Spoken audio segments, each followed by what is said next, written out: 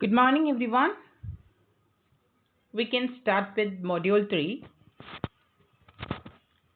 Software Vulnerabilities.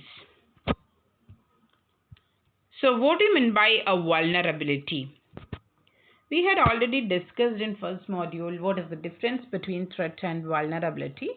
Actually, vulnerability is a weakness or a weak point within a policy or a procedure, protocol, hardware, or software within an organization that has a potential to cause damage or loss. So, vulnerability leads to any damages or loss within an organization. Threat is different from vulnerability. Actually, vulnerability is a weak point within a protocol. Actually, it is an entry point to the attacker. That will definitely cause damages and loss to a particular organization. And what are the types of vulnerabilities? We have main 4 types of vulnerabilities: human vulnerabilities, protocol vulnerabilities, software vulnerabilities, and configuration vulnerabilities.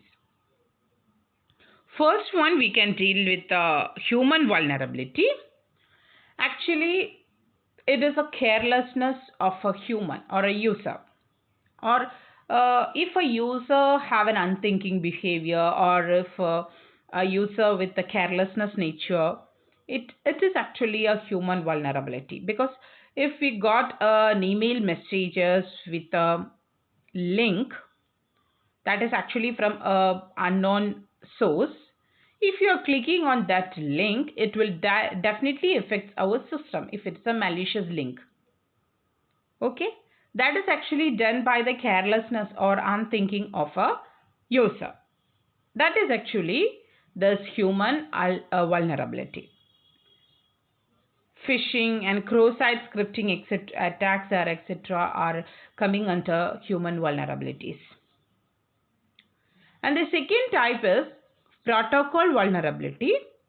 Actually, a weak point within a protocols like networking protocols like TCP, IP, ARP, ICMP, and DNS, etc. are the normal protocols which are used in the networking system.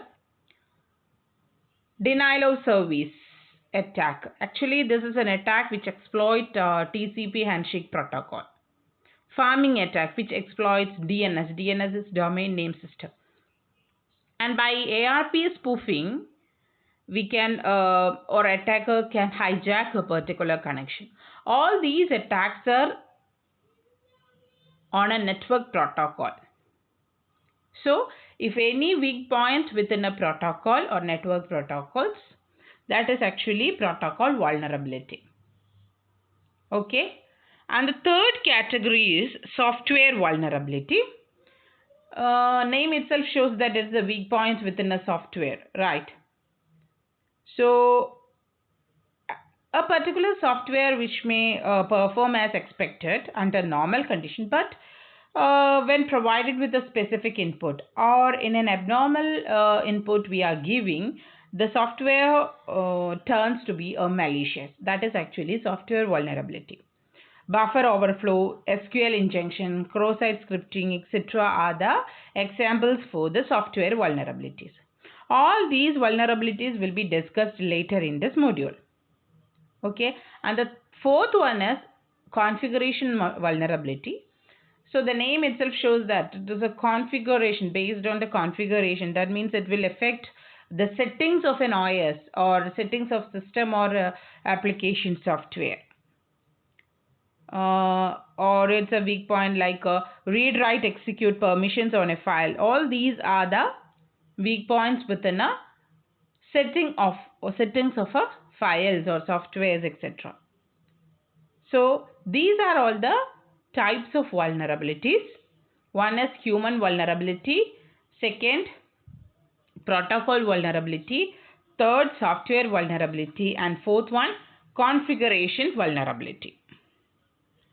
So we can discuss in detail software vulnerability. Actually, software vulnerability is a security flaw or glitch or weakness found in the software or in a OS that can lead to security concern. One of the main example is buffer overflow attack or SQL injection, etc. Actually, SQL injection means it works on websites that query databases, or it will affect the databases such as to search for keywords. That is, an attacker creates a query that itself contains the code in a database programming language called SQL. If the site is not properly protected, what will happen is the search function will execute this SQL command. So the attacker can access the database and potentially control the website. So SQL injection, it is just like an SQL code that is or SQL query that is created by an attacker, which will directly affect the database of a system. Okay, that is an example for software vulnerability.